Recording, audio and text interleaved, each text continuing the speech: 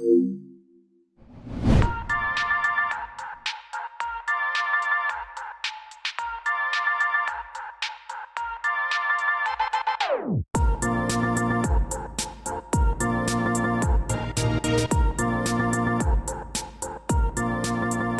guys, welcome to Operation PlayStation, episode 11. I'm one of your hosts, Dash, along with my co-host, Mr. Paul James. What's going on, Padge?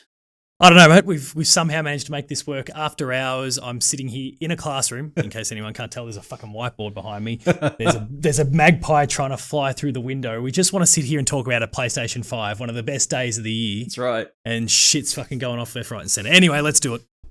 Guys, if you didn't know, this is Operation PlayStation-Gamer.com's dedicated PlayStation podcast, where we dive deep and dirty and discover what the latest and greatest PlayStation have to offer, including next-gen gaming, which is going to be the primary focus today. If you like what you hear today, make sure that you follow us over on SoundCloud, iTunes, and Spotify. Give us those cheeky 5-star ratings. We surely would appreciate even a review, and catch the VOD over on dashgamer.com. Paul. This is going to be an interesting one. Why did something happen? Well, if you haven't heard, Padge, please enlighten me. PlayStation 5 was announced today. Nah, we already heard about that, right? Well, it was revealed. We got to actually see the box, which is awesome. It's been a long time coming, and we finally are there. Like, we actually have eyes on this box. We'll give basic impressions. What do you think of the actual box itself? I'm a fan. I know there's some negativity around it, and I've even spoken to a few of my colleagues today at work that have all kind of said the same sort of thing. They're not a big fan of it stylistically and aesthetically, but they ultimately don't care because it gets to play Horizon and Spiderman and all these other games that they're all really excited for and will be their console for the next 7 or 8 years. Hell yeah! I think they've kind of accepted that at some point they'll just acclimatize, yeah, or they'll get their much desired black version, so we'll just kind of see how all that plays out. That's definitely what I want. I want that black version, man. I think it does look pretty slick. Those mock-ups look pretty sweet. Definitely. I think I wouldn't be upset, and I said this to Betson today, I wouldn't be upset. Was it Betson? No, actually I spoke with Holmesy afterwards. I said I wouldn't be upset if I landed a white one, if they said that they were sold out of black ones, because that's probably going to go first. Oh, for sure. But I wouldn't be upset if they said, we've sold out of black ones. Okay, white one. It looks just as good. I think it took a little bit, because if you watch my reaction this morning with Ryan, you could see that I was kind of like, I did watch that. I did watch that back, and I was a little. I did take note of kind of the reaction for the both of you, and look, it wasn't. You weren't horrified at all. No, I was intrigued. You're a bit. Even off-puts maybe a bit extreme. Yeah, intrigued was probably what I kind of picked up from the both of you. Like, geez, are people going to like that, or I think yeah, that's do I like that? Yeah, exactly. I was perplexed more than anything. So it was funny to, actually gauge my interest in how the aesthetic of the actual unit looks. And then it's been a wild discussion for the last few months on the actual aesthetic of the unit as well. Has been a bumpy road to everyone talking about the dev kits with the giant V and all that sort of thing. The pizza reheater, yeah. So I guess it kind of still holds that shape somewhat in the front, yeah, I guess so. There's kind of loosely. It's definitely going to divide an audience over its aesthetic. However, I don't think it's going to divide the audience or what it can do itself. So let's jump into some of the announcements they did. So they I'm going to run through them, and then we'll basically talk about our highlights of the actual thing. We'll make some small comments as we go through these, though. So GTA 5 is coming. I don't know why. Put it on a freaking TI-84 calculator, Texas Instrument one now. Seriously? Yeah, it would be like, I don't know if you spotted recently, but some of the Mikey stations in Victoria at the train stations there, someone got Doom running on it. Yeah. Like, of course you did. Of course you got Doom running on it. Skyrim, GTA 5 now. Jim Ryan came on and then was basically like introducing the segment. Now, I want to make a mention. Still not a likable dude. Still don't like him. I want to make a mention of the actual production value of this state of play. I'm going to call it state of play. This state of play itself, it was... They obviously took note from Xbox's presentation about a month ago and said, we can't do that. I mean, do you reckon they really ultimately took note of it? I reckon it was like when they saw the Xbox One, it was just, a reminder that, okay, we made the right call. This looks like shit. Yes, yes. Not necessarily, we better not do that. I'm sure they would have been so deep into the production side of it and what are we going to do, and especially given the corona situation, the fact they would have had to be planning and adapting. I think I know they ultimately didn't record all that much, but they would have probably had to start getting some pieces of the puzzle in place, especially given it was meant to be a week ago as well. I think you're giving it more credit than what they're owed. Because if you look at that, it is simple production. Standing in front of a green screen with some ring lighting and DSLR cam. There's nothing too fancy, but it was just kind of a reminder to them that let's not half-ass this. Let's do it and do it properly. Yeah, I agree. So from there, we were introduced to our first announcement of the night, which was of the day. New Spider-Man launch title. Spider-Man Miles Morales is looking good. I tell you, it looks really good from the trailer. So I guess we'll kind of dive deeply into some of the games as they pop up and others we'll ignore. But Spider-Man, as brilliant as I think it's going to be, it's ultimately like an Infamous First Light. It's a 1.5 game. Yep. And that's fine by me because again, Spider-Man when it came out in 2018 was one of the best games of the year, and I agree. 2 years later, that formula is still going to work. Things haven't evolved in such a way that the method they went for there doesn't work, that the combat mechanics, that the traversal mechanics, that those aren't going to be applicable and relevant and enjoyable in 2020. Yeah.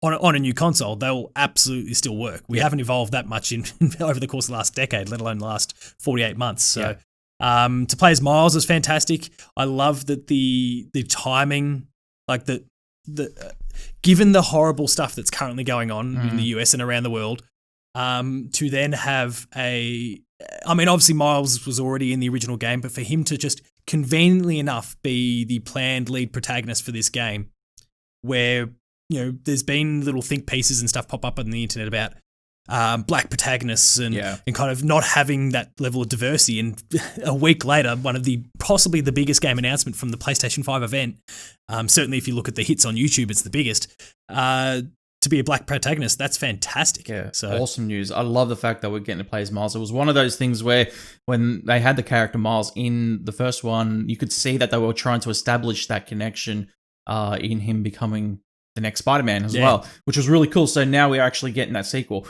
One I want to just gloss over, Gran Turismo. Don't really care about this at all.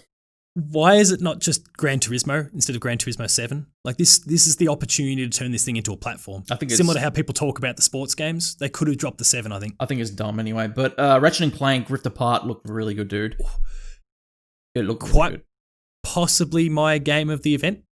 Very close to it. I know there's Horizon Spidey there, but it's definitely in the top 3. Yeah. And I'm still kind of wrestling with that a little bit. I might put it above Spidey, but and behind Horizon, if we're, I guess I'm showing my cards for later in the video here, but man, that looked good. I got some Crack in Time vibes from it. It was really, really cool. It leans on that Ratchet and Clank future aesthetic more so than the original games. New IP from Square here, Project Athia. What do you think coming into it? I liked a lot of what they were going for in terms of green, lush environments and being able to leap bounds and everything. I thought it was really cool. What do you think? No, it looks cool, but still ultimately told us nothing. I've learned more about that game on Twitter since to learn. I don't know if you're aware, Gary Whitta. So he's obviously a lot of people know him from his work on kind of Funny Games Daily and Animal Talking on Twitch and all those sort of things these days. But he's also the one who wrote Star Wars Rogue One. He wrote The Book of Eli. He was one of the writers on The Walking Dead Season 1, as in the Telltale series. Yep. He is incredibly talented, and for him to be part of that writing team, and I assume he's not alone, but for him to be part of that writing team is fantastic. I was stoked that he kind of announced that after the fact. I agree with you. Otherwise, it's a Square Enix RPG, and that bodes well. Well, we assume it's an RPG. More than likely, they haven't even confirmed that. No, I don't know if it'll be an RPG. It might have RPG elements in it, but I think it might actually be an action adventure platformer. Stray coming 2021. This was the first game to have an actual. Spider-Man was a launch date title, but Stray was the second one to have a date connected to it at 2021. This looks like an indie title that you play as a cat walking around a city of robots. Yeah, weird. An Annapurna game. Yep. I've yet to really latch onto a game that they've published. So maybe just stylistically, the choices that the games that they go for just maybe don't jive with me. Yeah. But there's potential in this. I just don't know what it is. Yeah, I agree with you. For a while, I'm sitting there with all these robots that we're seeing roaming around this town or city or whatever. I'm like, is it Chappie the game? Is it a sequel to Recore? Is like what's going on here? Yeah. And then all of a sudden it's about a cat. Yeah. But then we don't know what the cat does. It doesn't appear like they can talk or Yeah. anything like that. It's just a cat. Yeah, I agree with you. Okay. It could be good, but we know nothing. It's kind of We were greeted by Herman Holzform, who, obviously God is bless now- him. Yeah. Yeah, it was great to see his face and to hear him talk about the PlayStation 5 as well. Housemarque came on with their IP now, Returnal. Yes. Interesting name. Yeah. I can't really say much about it, but Sackboy the Big Adventure from Sumo. Just to quickly wrap up the Housemarque one, this was a company that many of us thought was on the way to the grave at one point there with the whole arcade is dead thing, the failures, despite the fact that Next Machina is widely acclaimed as a fantastic arcade game. No one bought it. Yeah. Matterfall, not in the same sort of league, but still a fairly solid game. No one bought it. Yeah. And they weren't buying the other arcade games as well. But to see, and then the arcade is dead thing, I thought, like whatever they do here, they're cooked. And they were trying to work on a battle royale at one point. Yeah. But to kind of see that they've got the backing of, like, to see that PlayStation Studios name pop up at the beginning and then Housemarques, I was really filled with hope that, okay, this studio's, they're safe, they're comfortable, I agree. They're going to be protected here. I agree. So that was good. I'm in the boat with with Housemarque. I think they've got it good in terms of where they're going with this title. I like the look of it. It's gonna raise a few eyebrows, to be honest. I think Returnal's gonna be a great game. But the next one was Sackboy the Big Adventure from Sumo, of all things. It was this was an odd one, man. Well, Sumo did Little Big Planet 3. Yep.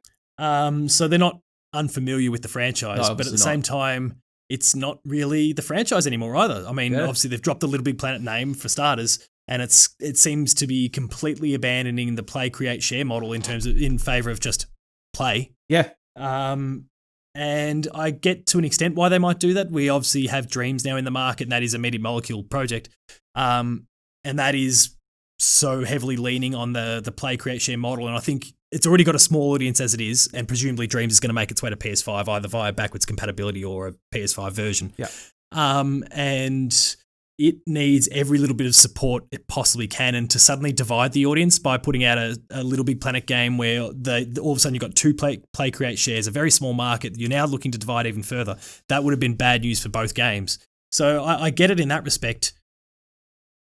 And I love Sackboy, but I don't know that we need this. No, I don't think we do either. At least not now. At least not now, anyway. Especially given it's a family-friendly game, and there's actually plenty of family-friendly games in this list. Yeah, I agree. I don't know. Like, this is a weird one because for me personally, I honestly would have thought that that they were going to announce Knack. This was something that I know it's a meme. I really like. This is not something that I'm like, oh, Knack. No. I really thought they were going to announce Knack, man.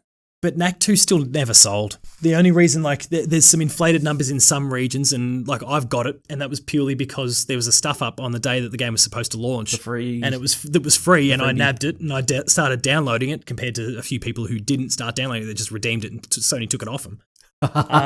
Whereas, like the genius I am, I started downloading, and it paid dividends. Yeah. A game I never actually decided to play because it's probably shit. But no, I loved kind of cracking the jokes about an Act 3, but it was never going to happen. Right. It just doesn't have any cachet. It just gets laughed at, and I don't think PlayStation, especially at launch, yeah, they don't want to be laughed at. No, they were bullish about Knack the first time around. Yeah, it became a meme. They lent into it for the sequel, but you wouldn't want to bring that meme back for 3 because that is something that people can take the piss out of you about. So I was going, as I think I mentioned this today or either the other day on Ops, I thought that they were going, honestly, I thought Blessing from PS I Love You was on the money when he said, I'm predicting Ratchet, Clank, and Knack. And I thought, that's actually... Oh, what, putting them together? Yeah. I was like, that's not a bad idea, and I could actually see them doing that, but obviously not. The Ratchet and Clank Rift Apart announcement was awesome in itself, but yeah. Do you think that Knack would have destroyed that? As in what, Knack would have destroyed... Oh, as in if you put them together? Yeah. Oh, yeah, no, Knack would have ruined it. 100%. All right. Up next, we had Destruction All Stars. Who gives a shit? It's not the All Stars. Should have done that we Twisted wanted. Metal. Yeah. That would have been simple. Do Twisted Metal instead. Well, they'll probably have Sweet Tooth DLC or something in there. Well, isn't there meant to be the PlayStation Studios or whatever they call themselves in terms of the film and TV side? Yeah. Isn't that like there's a TV series coming? I would have thought a game would have made a lot of sense. I think it's dumb. Like, I don't even know why, like, no offense to the developers, but no. It's not something that, it's honestly, also PlayStation, this is not something you put on the big event. This is something you put in a state of play somewhere. Yeah. This was just a no from me. I didn't care, and I don't think anybody really did. I guess at the end of the day, because it's coming exclusive, and they've put some of their internal resources behind the XDev side of things behind it. Yeah. They probably needed to. Yeah, I agree. As much as they may not have even wanted to. Yeah. Kena Bridge of Spirits was next. Looked cool. This is one of my highlights. Yeah, actually. definitely. I was actually taken back by how good it actually looked, because I wasn't like at the start I was like, oh, this doesn't look bad, back crash, and I think Pets and Evan said, oh, it's weeb shit. Like, it's not weeb shit, dude. Oh, mate. So I don't know if are you familiar? There was a YouTube video that popped up a few years ago, probably 4 years ago now. Majora's Mask, like fan film. It's stunning. Yeah. This is the people that made that fan movie. Really? Yeah. Awesome. So that's why the game firstly visually looks so stunning. Nice. But then even when I watched the trailer back a couple of times, and in terms of the music, I instantly thought Ori, as in Will of the Wisps and Blind Forest from Xbox. There was that same sort. I wasn't thinking that Ori was coming to the console, but like it evoked that same sort of feel in terms of the music. So in terms of the production values, I think the game's going to be fantastic.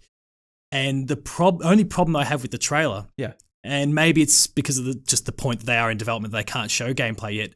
But the one question any of us is going to have, given their pedigree, is not going to relate to the production value and the video quality and the animation, any of those things. They'll nail that because that's in their wheelhouse. Yeah. It's going to be, can you make a good game?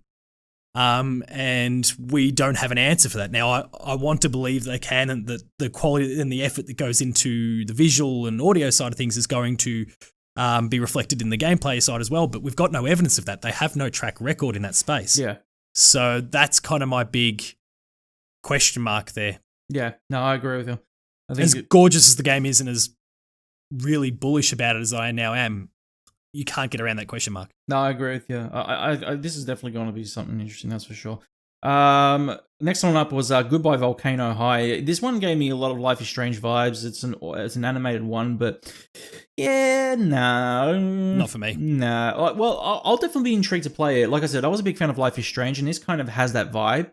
I think it's obviously about prehistoric nature and the world coming to an end before humans basically took over it. So that's cool that they've actually spun it instead of it just being, dinosaurs, were evil creatures that roam the world. It's like, I think there was a little bit more mystique to it. I like that, so. Yeah, not for me. I'm not a Life is... Well, I want to give the second season of Life is Strange a go. I haven't yet, but I couldn't stand the first one. It was the excessive howler that put me off. Oh, okay. I couldn't cop it. I got to the end because I was reviewing it at the time, but if I had a physical copy of it, I would have snapped it in half after that. No, fair enough. Another one that came up and I think is overrated in itself, like the franchise itself, Oddworld Soulstorm. I don't care. Go on, Padge. I mean, don't get me wrong. I'm not this ride or die Oddworld person, but those games are excellent, and Soulstorm looks fantastic. Lon Lanning can suck it. He's a dick. Ghostwire Tokyo was shown off as well. What do you think? I'm less bullish about that game now that I've seen it in action. Yeah. Firstly, and not related to the game itself, Shinji Mikami, not nearly as entertaining or as good as Ikumi Nakamura, but that aside, because that's not his fault. Like she's a legend, and so's he, but he's not nearly as entertaining. No. The tone that they set with that trailer back at the Bethesda E3 of last year, like that jived with me. That was perfect, and I was interested. And then to see it in action, it lost that. I think the personality just kind of disappeared. It is interesting that the game is timed PS5 exclusive. Yeah. As is Deathloop, which we'll talk about shortly. Yeah. Those to nab 2 exclusives from Bethesda is no mean feat, because really, what else has Bethesda got in the near future? Yeah. To kind of potentially throw one towards Xbox. I agree. I can't think of anything really. Yeah. They're certainly not going to do it with a Starfield or an Elder Scrolls or anything like that when Elder Scrolls comes out in 2030. No, I agree. So it's a good get in that respect, and I hope that the game's excellent, but it lost a little bit of that shine for me. And maybe I just need to see a different gameplay demo. Maybe it was just cut poorly. Maybe it was the musical backing for the trailer. Whatever kind of combination of things there, but it diminished for me a little bit. Yeah, I agree with you. Jet the Far Shore. Okay. Yeah, not for me. No. Only because they didn't really say anything. Like, you're set in space, science fiction, and that's it. Like, what else do I know about it? I wasn't intrigued at all by it. I don't know what your game is. Godfall was up next, and this one had a really weird cut trailer. It wasn't. It wasn't like how we saw it the first time around. This was completely different. What do you think?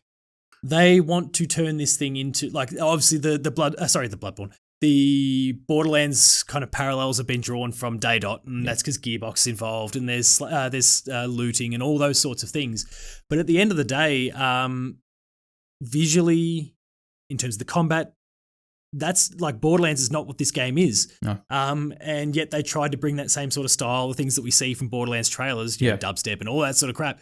They tried to bring that tone to this game, and it doesn't work. So I think they probably just presented the trailer poorly. Yeah. I'm sure if you were to just play it back, mute your audio, you'd probably come away with a totally different feel. Yeah. But that trailer wasn't a good trailer as a result. No, I don't think so. I agree with you on that one. Well, it's coming in, that's a launch title 2020. That's been confirmed for a while. Also, Ghostwire. Yeah, Ghostwire had 2021 date attached to it as well. Solar Ash was the next one up. Any thoughts? Yeah. So Alex Preston, the guy who did Hyper Light Drifter, the team at Heart Machine, they're incredibly talented, and they announced Solar Ash. I think it was at one point referred to as Solar Ash Kingdom. Yep. They've clearly pared that back. Yep. I was a big fan of Hyper Light. I was really quite taken when I saw the trailer last year when they debuted. I think it was last year. It was certainly late last year, if that's when it happened, when they first debuted it. I was surprised to see it on the PlayStation stage, but I guess PlayStation is at that point in the generation again, the beginning, where they're trying to win over the small guys, get them on board, set that tone, try and completely overwhelm Xbox and Nintendo from the get-go. Yep. So it makes sense, but and they're clearly a beneficiary of it. Yeah. But this should be another gem, I think. Yeah, I agree with you. Not that the trailer necessarily told us a huge amount. I don't know. I liked Hyper Light Drifter, but this one looked weird, man. But I do like it aesthetically. I always kind of love the cell shading titles. Yeah, you know what I mean. Like that art form is always intriguing. It looks stunning. Yeah. The problem is its execution. Sometimes some of these titles just don't have that execution. It might look stunning, but it just doesn't do it for me. And Hyper Light Drifter was nice, but it didn't latch onto me, and I wasn't. In terms of totally like mechanically, sold. Yeah, I wasn't totally sold by it. So it'll be interesting when this does drop. Though I'm keen on checking it out because it definitely does look like more of an action platformer that I would enjoy. But I hope the mechanics are smooth. That's all I'm asking of it. I based on Hyper Light, I'd wager that they are really smooth mechanics, and then it's just purely down to a subjective. Does this jive with me or not? Yeah, I agree. Hitman 3 was announced for January 2021. More Hitman. Okay. I'm so behind. I haven't played either of the reboot or the sequel. I'm kind of standing on their side looking in, really wanting to play it, and I've got them. I just haven't gotten around to it. The reboot's good. The sequels, so I don't know about the third one. So we'll see. Do I need to play these games to play 3, or can I just jump in? Is that like the Hitman lore really deep? No, it's actually episodic. So you can just jump in. Yeah. This one actually had a like an actual window around it, a month. January 2021. So there you go. But it also looked like it was like, I'm thinking that this title might be coming to current gen systems as well. I think we might see this on PS4, PS5, Xbox One, and Xbox Series X. I think unless you're a PlayStation exclusive at this point, a third-party game is still going to straddle both generations. Yeah. Especially given that Xbox is doing that. Yeah, exactly. The constraints on these third parties is the fact that Xbox is trying to do it with their first parties and cross-generation. They're going to expect the third parties to play ball as well. They're trying to get people on board. So that has a knock-on effect for PlayStation as well. Yeah, I'm with you on that one. The next one up was Astro's Playroom, obviously taking the little protagonist of Astrobot, and making him his own little adventure. What do you think of this trailer? Well, we've obviously already said, even before Astrobot, we saw like those little dudes in the playroom and all those sorts of things. So they've kind of, and this is obviously Astro's Playroom, so it looks like it's just building on that. Yeah. I did notice at the beginning, though, there was like a little safety warning thing for it. Yep. So I'm wondering, is this actually going to, are we going to be able to plug our current gen, our version 1 PSVRs and play it in VR as well?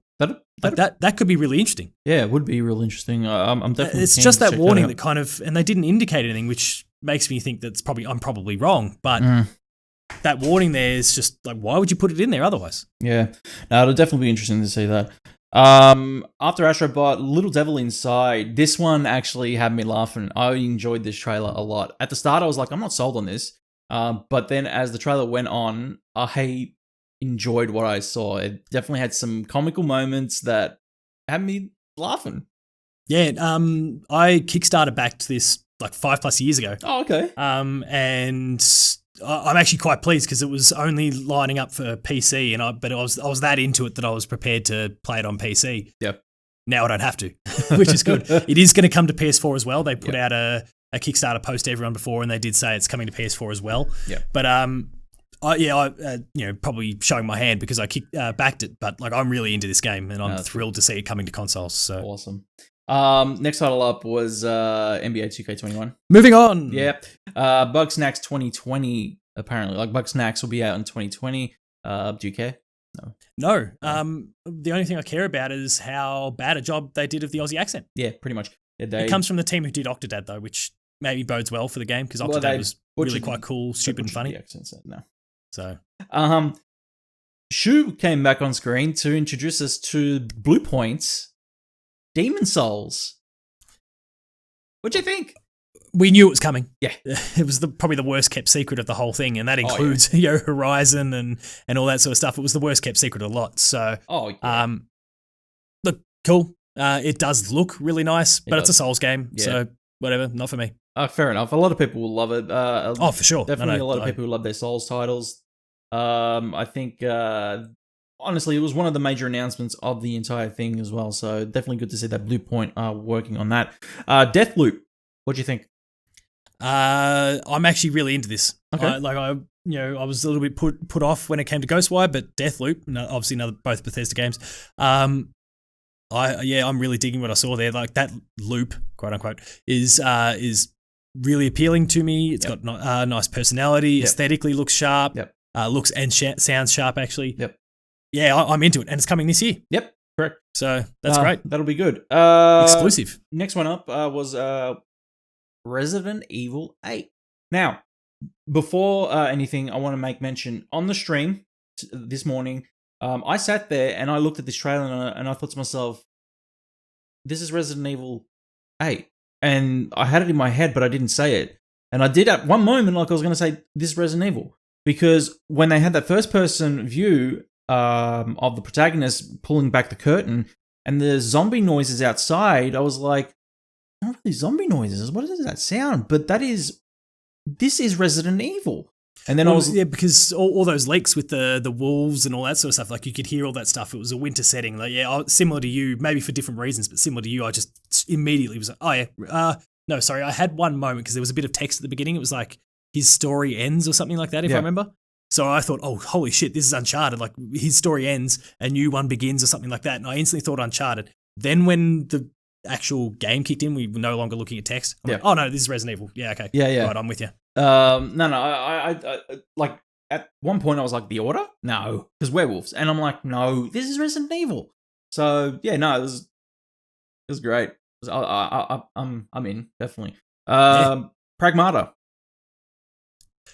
I looked at this, and it seems like I wasn't the only one looking at Twitter, going, "Holy shit, Kojima's making it! Like this is Kojima's game." It had his signs and signatures all over it. Yeah. But then Capcom's name's at the bottom. They didn't even plaster their name in the trailer. They just kind of played the game and said Pragmata, but obviously the little fine print at the bottom there says Capcom. I'm like, is Kojima working with Capcom? No, probably not. No. So here we are. Yeah. I don't know. So it looks pretty cool. I'm happy. And the final reveal, besides the actual unit itself, the final game revealed, Horizon Forbidden West, or Horizon 2 Forbidden West. 2. Those little tally marks there do kind of get a little bit lost. That's probably one thing they need to potentially revise with the logo. Oh yeah. I was gonna say, what do you think of the title? So I mean, Forbidden West, I guess, instantly indicates we're talking about a new region. Beyond that, obviously there's new mechanical monsters in there. That'll look great. I'm really happy about that. The game, like, it's more Horizon. Like I'm stoked. Yeah, I'm definitely stoked too. I'm glad. Well, we've been calling that the entire time, and we've been saying it like nearly every episode of Ops now that Horizon's coming. We've been pretty confident, and to see it there, dude, at first I was like, no, because Betson was like, do you hear that? I'm like, what is it? And he goes, that's Aloy's voice. I'm like, that's not Ashley Birch, because she has great range as a voice actor. The music instantly, like before even Aloy spoke, you could hear the music and like, yeah, okay, this is Horizon. This is Horizon. And even visual style, I'm like, okay, that's the Decima engine. I can see that. I didn't pick up on it at all until I saw the mechanical horse. So I'm glad that I was surprised by it, but it's awesome to see. I'm glad that we are getting a Horizon sequel, because it was one of those things that were definitely up in the air. Whether or not Guerrilla would actually go back to the Horizon franchise itself almost as quick as they did. Okay. Oh, sorry, as fast as they did. Yeah, right. Okay, because I never had any doubt they were going to go back to it. PlayStation made it clear before Horizon 1 launched that this thing was going to be their next franchise. I'm like, okay, well, Guerrilla, you may not have wanted to, but you're locked in for a few of these for a while. Yeah, exactly. You can't, because now she's a face of the PlayStation franchise. The thing is, like, as I said, I didn't think they would go back to Horizon so quick. I would have honestly thought that either one, a new IP to surprise us here, or two, Killzone. And I was like, I mean, it might still happen. They have been on a hiring spree, but it might be the secondary project. Yeah. That, we see Horizon in, say, 2021, which is seems overwhelmingly likely to be the case. Even though their wording was like, you'll see and get hands on it very soon. I'm like, what do you mean by that? Yeah. It comes out 2021. Yep. There's a project similar to what we saw with Uncharted 3 and The Last of Us back in the day with Naughty Dog, that there's a project that's already in the background. Let's say it's a Killzone for the sake of the argument. Yeah. Which I think probably makes sense. You're probably not going to go with Horizon, which you're trying to establish as a new IP, and then a new IP as well. So Killzone comes out maybe 2023, 2024, 2 years removed. But in the meantime, Horizon 3 is being worked on, which comes out towards the back end in roughly the same sort of window that Horizon Zero Dawn did for the PS4. They can kind of have that little bit of overlap. They'll have a game maybe every 2.5 years or so. It kind of works out fairly well. Yeah. I'm adamant that it'll come out next year though. I'd say Q1. I'd say March. Oh, you reckon that early next year? Yeah. So it's still our launch window that we spoke about in the predictions episode. So here's what I'm thinking and envisioning. Horizon, I'm going to just call Zero Dawn 2 because I'm going to keep forgetting Forbidden West, is going to come out March 2021, just like it did back in 2017. Nintendo are going to announce Breath of the Wild 2 releasing March 2021, and we're going to have this bout all over again. God help us. No, I'm for it. I mean, not that we're a Nintendo show, but no. I think Zelda will be the end of the year next year. At this point, so I think Horizon's going to get some breathing space this time. Okay, cool. But it'd be an interesting one if they go head to head again. That's for sure. What do you think of the overall presentation, Patch? I'm happy, as we spoke about before, in terms of production value. Great. In terms of the games that we saw, we've spoken very positively about a lot of these games. There's not very many that we're disappointed in or kind of completely dismissive of. So they put out a really great range of franchises. And then the studios that don't need to speak, Naughty Dog, Sucker Punch, Santa Monica, that they didn't need yet.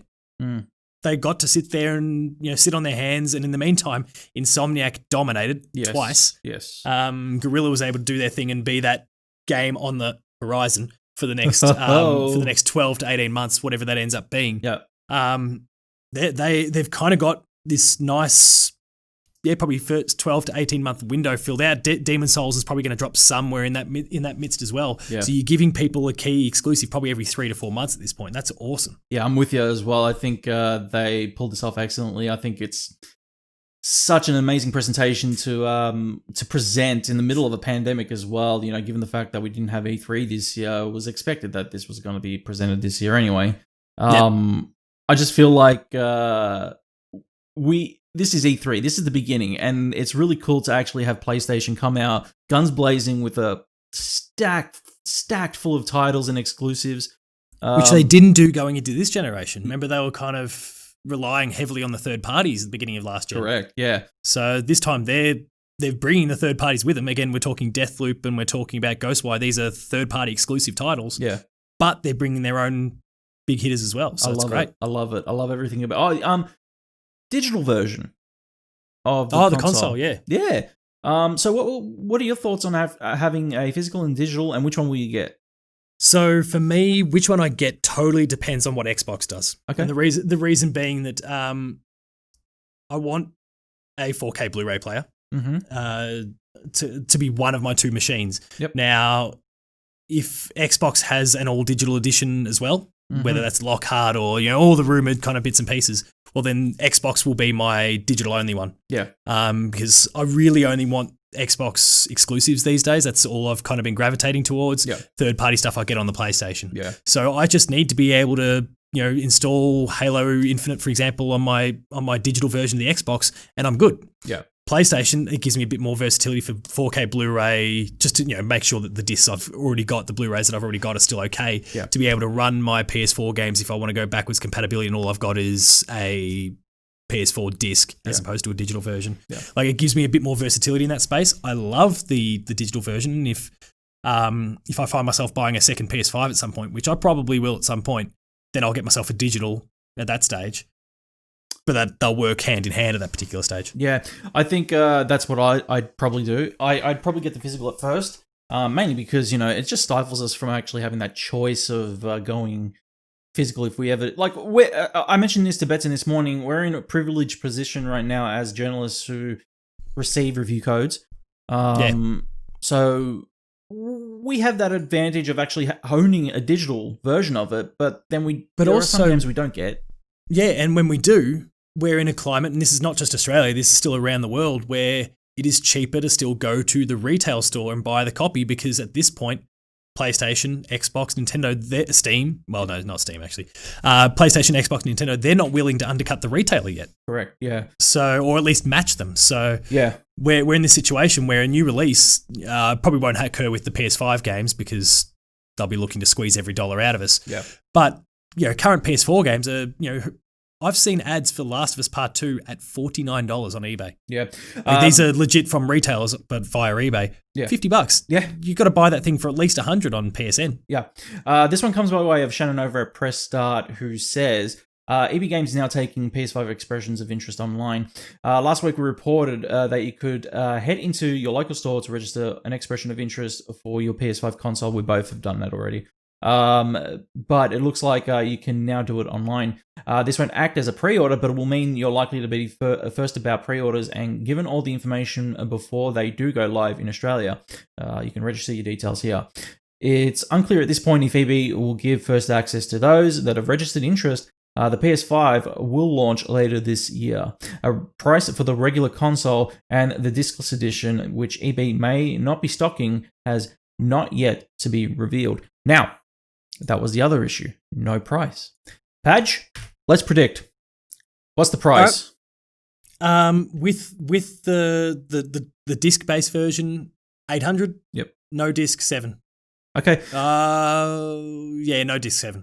I'm going to say $649 for the digital.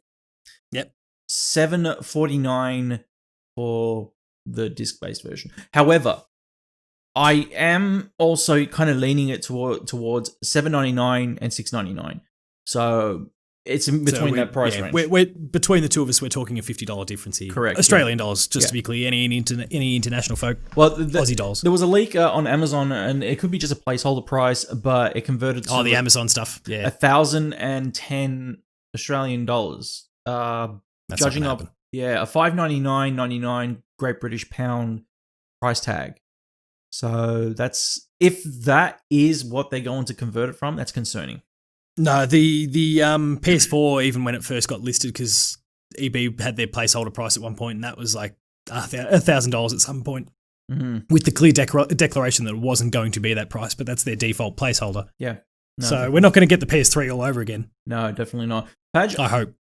Any final thoughts? No, but we've covered off all the highlights. Yeah. Like the exclusives, fantastic. The first party exclusives, even better. Yep. The console, I'm a fan of. Yeah. I know it's still divisive.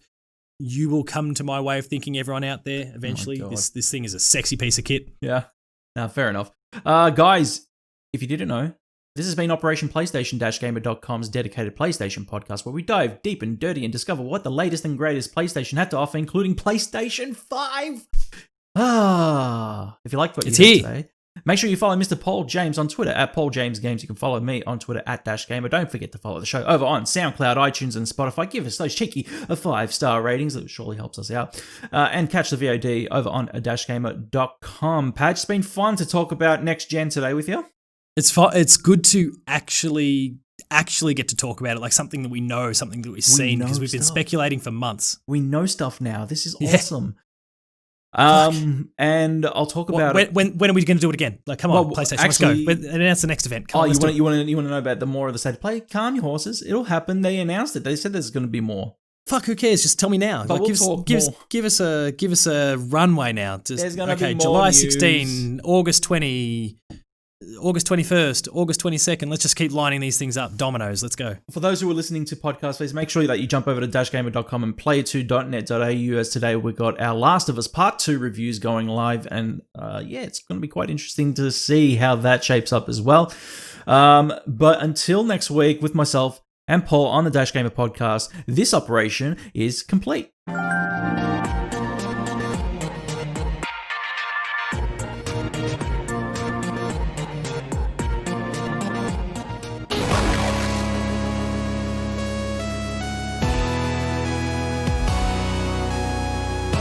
dashgamer.com